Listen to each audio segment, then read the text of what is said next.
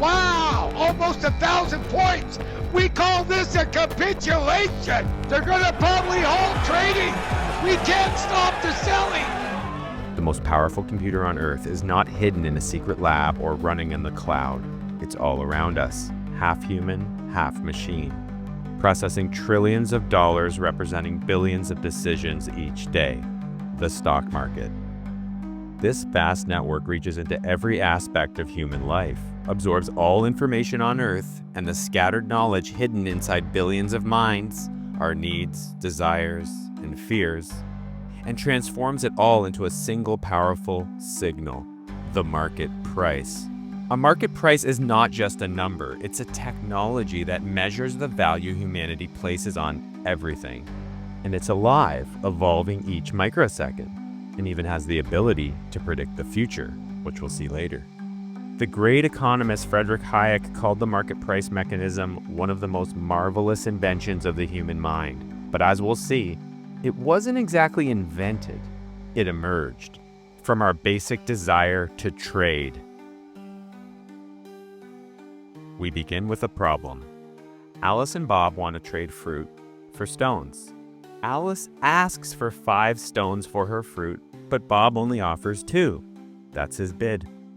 And at that moment, their values do not match, so there is no price. But values are fluid. Since Bob needs food eventually, and not stones as much, he eventually raises his bid to 3, and then 4. And at 4, she agrees knowing he's out of money. When his bid equals her ask, a trade happens and the price emerges as a ratio, what you give versus what you get. And if trades happen in secret, others don't see these prices, so information doesn't spread. And so people in the same place might exchange the same goods at vastly different prices. So to begin the creation of a market price, people need to gather in places where they could observe and overhear each other's trades. And as more people enter the marketplace, prices tend to move towards an average. But this is just a baby step. In these local markets, information spreads slowly and unevenly between places, more like rumors. A vital leap was to ensure prices weren't just visible to the people trading, but shared with all people, turning trade rumors into news. Which brings us to the coffee houses of the 17th century. With the growth of global trade due to shipping, places like Jonathan's Coffee House opened in 1680 in London and was a gathering place for some of the most influential people in history. And in 1697, Jonathan began posting the daily prices. This publication marked one of the earliest attempts to document market prices, what eventually became standard in newspapers. And these coffeehouse prices created something revolutionary, an information feedback loop. For example, when news arrived of a fleet of ships lost at sea, this information would be rapidly amplified through successive trades, as ship insurance prices doubled and then tripled due to pirate activity.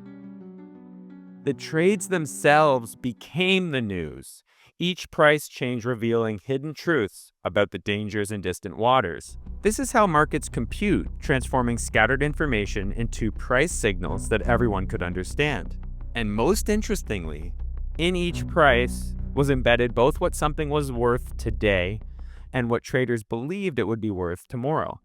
This became dramatically clear during the South Sea Bubble of 1720. When the company's shares surged from 100 to 1,000 pounds in months. This was because the company held a monopoly on trade with Spain's South American colonies, promising access to silver, gold, and exotic goods from the New World. Each trade wasn't valuing what the company was doing, it was valuing an imagined future of unlimited colonial wealth that never materialized. While prices soared, the company had only completed one actual trading voyage. Even Isaac Newton, perhaps history's greatest scientific mind, got caught up in this dance between present and future value, buying at the top and selling at the bottom, losing the equivalent of millions in today's money. He was famously quoted, "I can calculate the motion of heavenly bodies, but not the madness of people." But Newton's quote reveals a common misconception. What looked like madness was actually the market doing exactly what it was designed to do. The prices were not wrong, they were measuring humanity's assessment of probabilities in that moment, which included the chance of unprecedented wealth. This was the market working as a computer, computing prices. And once it started, it never slowed down. By 1761, this gathering of traders had grown to over 150 stockbrokers, and so they formalized their meeting place into a club with membership fees. And this created a new challenge. Hundreds of traders wanting to make deals. How could anyone find the right match? Wandering around the coffee shop from trader to trader took too long, and by the time you reached someone, their price might have changed. Traders naturally discovered that shouting prices was more efficient than wandering around. And this was key.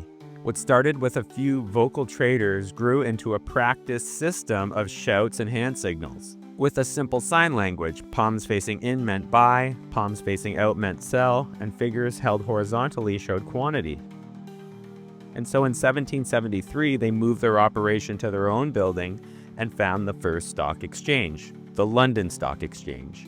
And they formalized this shouting method in the trading pit. And let's say Alice is a trader. She'll simply shout, sell 100 at 50. Bob, another trader in the pit, might hear this call and want that price. Then a clerk records that matched trade instantly, and the price flashes on the boards above for everyone else to see. What once took hours now took seconds. This is called an open outcry system, and it transformed stock markets. And while telegraphs could send orders between exchanges, trades still required humans to shout signals in pits. It wasn't until 1971 when electronic exchanges arrived and the world saw a true market price. It used to be an advantage when we had all the open outcry transparency held down here where we could see the information and we had the knowledge. But now sometimes things happen and there's much more information floating around electronically where we're the fly on the windscreen per se. We're the last guy to know. March 434. But this wasn't just faster, it was fundamentally different. This electronic system automated what humans did and connected buyers and sellers when their prices matched. Think of this system like a pool of water, where the water level is the price and traders are standing around the pool.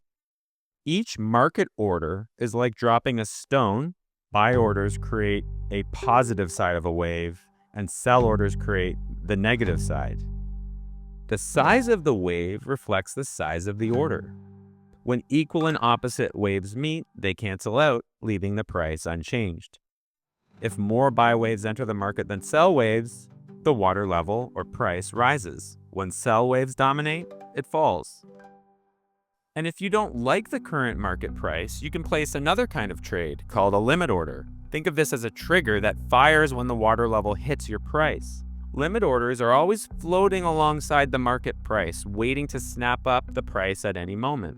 And traders watch these orders in the order book visualized as a depth chart that shows exactly where the limit orders are. The shape of this depth chart is interesting because it reveals the market's confidence at any moment. Limit orders cluster tightly around the current market price during moments of certainty, but they spread far apart when the future becomes uncertain, creating more price variation. This leads to the key counterintuitive point. The more people try to trade on secret information to profit from it, the more accurate or efficient the market price becomes. A classic example, in 1969, Merrill Lynch analysts discovered that Douglas Aircraft's earnings were about to plummet, so they quietly tipped off their clients who started selling their shares. But this very attempt to profit from this secret pushed the stock price down before the news broke. Their trades became the news, embedding their hidden information into the price before the public announcement. And this is why all information, whether public knowledge or closely guarded secrets, ripple through the market and into the price. And this is how markets compute. The processing happens both in the electronic matching system and in millions of human minds analyzing the patterns in the prices. And amazingly, this system does something extraordinary. It can predict the future. Remember how each market price contains two kinds of value, today's value and tomorrow's potential value. For example, when frost threatens Florida's orange groves, prices instantly jump. Not because today's oranges are frozen, but because traders are predicting what might happen to future harvests. The price isn't just measuring the value of an orange today, it's processing all information that might affect it in the future, such as complex weather forecasts. But what if we could strip away everything and trade only future predictions? This brings us to a different kind of trade. And it begins when Alice and Bob want to trade fruit that hasn't yet grown. Why do you think so many members voted against swimming being admitted? Well, there's a deep-rooted prejudice in the stock exchange about women members, which of course is utterly ridiculous. What about the reasons they're given for not allowing women? There are no women's lavatories. You might hear bad language. Utter rubbish. Speaking of how markets process information, this video is sponsored by Brilliant. Just as we saw the market turn collective knowledge into powerful signals, Brilliant turns complex concepts into intuitive understanding through hands-on problem solving. What fascinates me about Brilliant is how they tackle topics like data analysis and probability, and instead of just explaining formulas, you explore real data sets from Airbnb pricing tables to viral trends. Their interactive courses let you build this understanding step by step, whether you're learning to analyze data or code your own predictive models. Support my channel by signing up at brilliant.org/artoftheproblem to get 30 days free and 20% off an annual premium subscription.